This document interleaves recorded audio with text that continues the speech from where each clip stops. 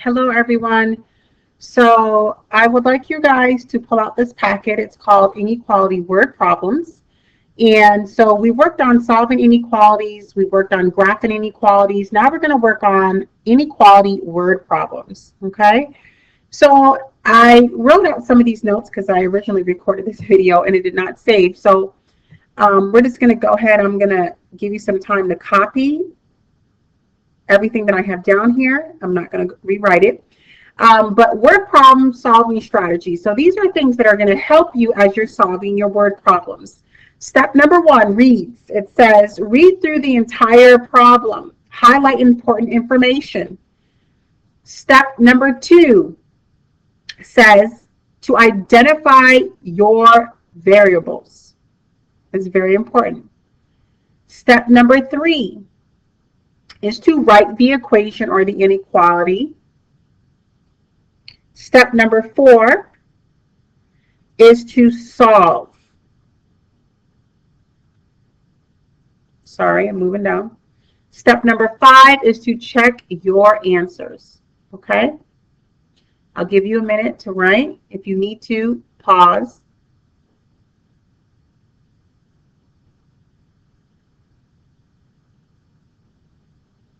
Moving down to inequality key words. It's very important that we know these key words so that we recognize what signs go with these key words. If you look at this first one here, it says at least. At least means greater than or equal to. And I forgot the ER here, so I just wrote it up here, greater than or equal to. So that's the greater than or equal to sign. So anytime that you see at least in a word problem, it's referring to greater than or equal to. Anytime you see no more than, it means less than or equal to, and that's the less than or equal to sign. So you know that that word problem would include the less than or equal to sign. And if you see more than, it means greater than, which means that you're going to have the greater than sign. And if you see less than, it means less than or fewer than, which means you're going to have the fewer than sign.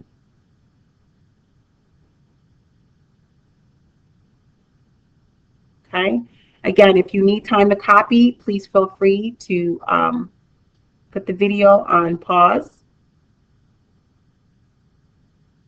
So now we're going to look at some of I have 2 word problems here that we're going to kind of work through. I'm going to go ahead and read the question. I want you guys to make sure you copy all of this down as I'm reading it to you. But it says, Miss B is buying snacks for a party.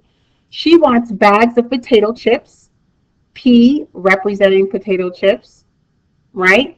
Which cost $3.25, and boxes of cookies, which C represents cookies, which cost $2.75.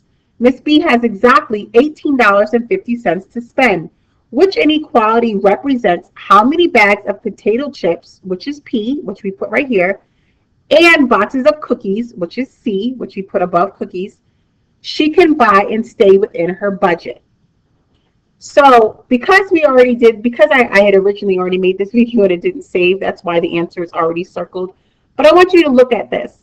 So they want to know that if you buy potato chips, which is $3.25, right, for a bag of potato chips, P representing the number of bags of potato chips, because we don't know how many, right, plus $2.75 for boxes of cookies, and C representing the number of boxes of cookies that you could get.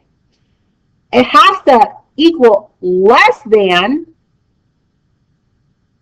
or equal to $18.50, because that's the exact amount that Miss B has to spend. It can't be over $18.50, or else Miss B wouldn't be able to pay for the potato chips and the boxes of cookies. So knowing that, this is the equation that I wrote.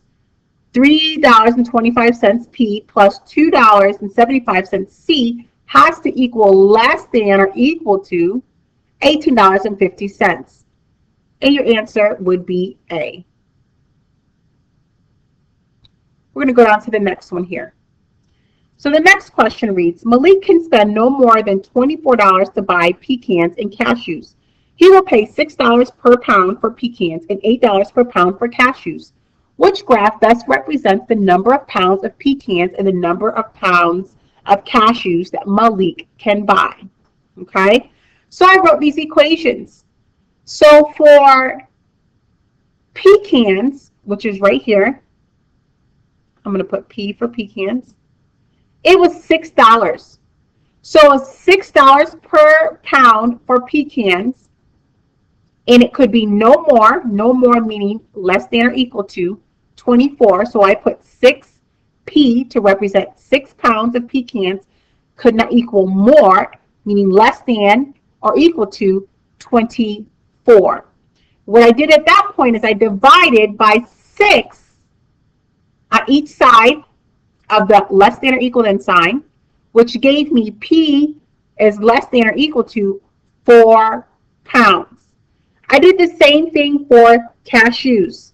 Cashews representing C.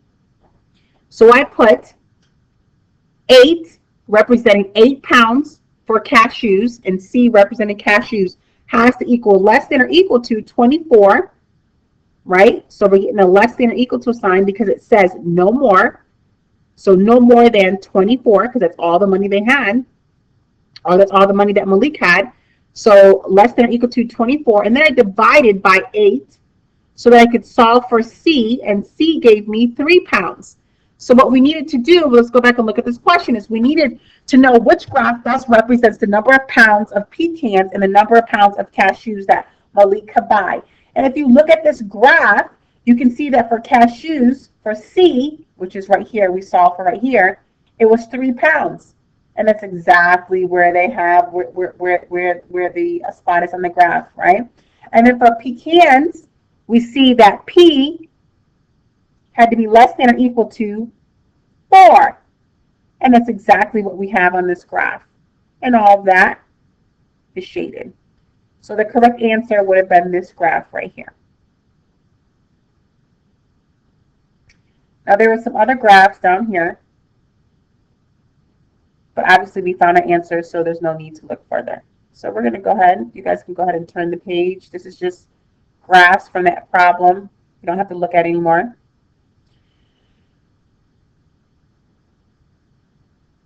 So here we are. So now what we're going to do is I am going to show you guys, let me go back to this page right here. We're going to go to the bottom. I am going to show you guys how to use a calculator to solve inequalities.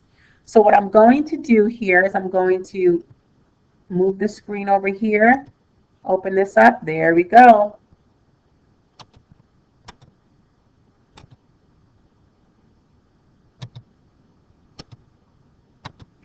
All right, so what we're going to do is I'm going to go back, turn my page. Just give me a minute to get myself together here.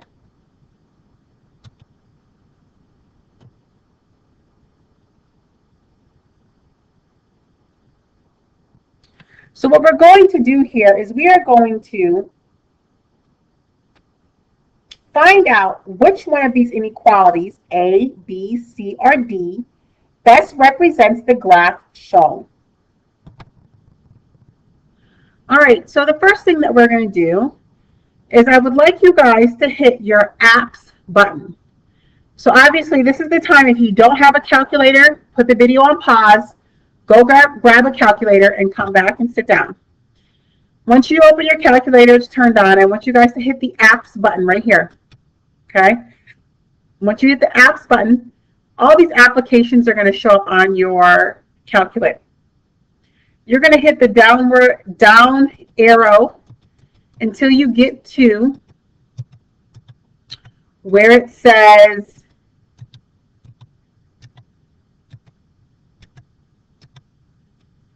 n equals z. N equals z. Once you see that, I would like you to hit enter. Okay? I am already in n equals z, so your screen is not going to look like this. Mine says just to continue, so I'm going to hit enter. But once you hit n equals z and you hit enter, You're going to be on a screen, and I just want you to hit enter one more time, okay? Then your screen should look something like this. You should be on a screen that looks like this, okay? And so what we're going to do is we're going to enter in these inequalities one at a time to see which one of these inequalities best represents the graph that we have right here. Okay? So we're going to do this by taking the first one that we have right here. Y is less than or equal to negative 4x plus 2. So the first thing that we need to do is you need to make sure that your blinking cursor, see, if you push the right button, it would move over, but you need to make sure that your blinking cursor is over your equal sign, okay? I'm going to turn mine back for you. So this is what your screen should look like. You want to make sure that this blinking cursor is over your equal sign. Now we need to get the less than or equal than sign. So what you're going to do is you're going to hit your alpha button. Then you're going to go where you see your less than or equal than sign, and you're going to go right under that to find the button right there, which is zoom. So then you're going to hit zoom. At which point you should see that your equal sign then changed to a less than or equal than sign. I want you to hit your right arrow button. And then I want you to enter in this inequality. A negative 4x plus 2. Once you enter that in, I want you to hit the graph button. The graph button is going to show you what your graph should look like for the inequality that you just entered into your calculator. So now it's going to be our responsibility to look at the graph that we've been provided on our paper, but then also look at the graph on our calculator to see if they match. And from the looks of it, they don't match. So we know that this right here is not, this inequality does not represent the graph that is shown. This graph is shaded on the right-hand side of the graph. This graph on our calculator is shaded on the left-hand side of the graph. Okay? And that's okay. So now we're going to go down to B. And the only thing that we need to change when we enter it into the calculator will be our sign, because we already have the negative 4x plus 2 in our calculator. Okay? So this sign right here is a less than sign. You see that? Less than sign. So we're going to go click on y equals again. We're going to hit alpha. We're going to look for the less than sign, which is right here. We're going to look for the button right under that, which says Windows. You're going to click on Windows, and you'll see where your blinking cursor is that now your inequality sign has changed to less than. The actual equation itself, the inequality, like the negative 4x plus 2, doesn't change. It's the same thing as we had before. So now we're going to hit the graph button again. It is going to show us another graph. And we need to look to see if the inequality that we enter into our calculator represents the graph that we have on our paper. And as you can see, those are two totally different graphs again. This graph is shaded on the right-hand side. The graph on our calculator is shaded on the left-hand side. And if you look very closely, you can see there's a dotted line. That is not a solid line. That is a dotted line. So no, B, answer B, does not represent the inequality, or option B does not represent, does not represent this graph above.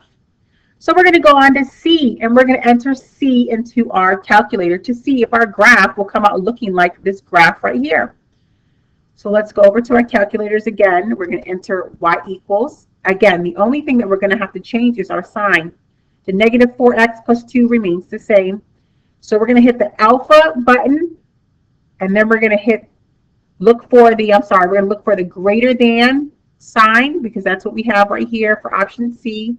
It's your greater than sign.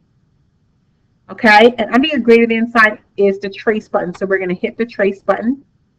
And then we're going to hit graph again to see what our graph looks like.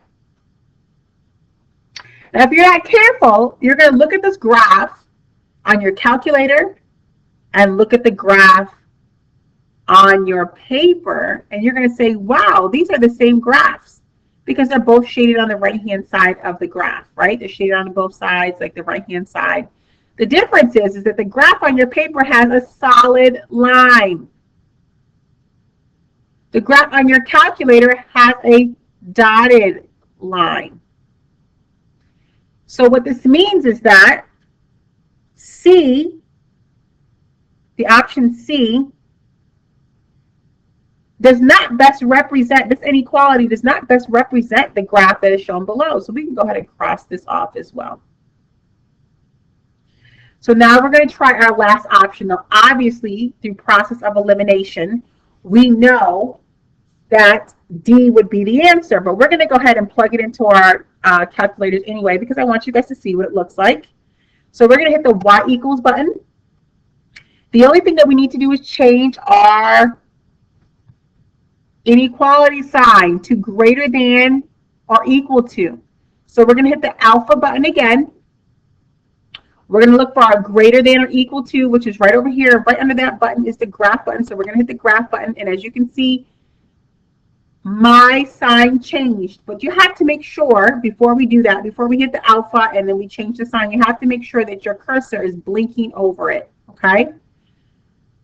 So then we're going to go ahead and hit graph again. And we're going to see, what does our graph look like? And voila, look what you find. Our graph in our calculator looks just like our graph on our paper. Okay? So we're going to go ahead and say that, safe to say that D is our answer. All right. So there are more graphing calculator problems that we can work through, but what I'm going to do is I'm going to let you guys just go ahead and stop now, and this will be something that we review when we come back and I see you guys on Tuesday. All right?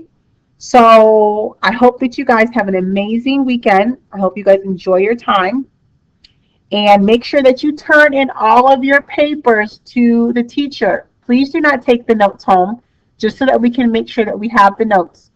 Make sure that you return everything back to the teacher. Okay? Bye.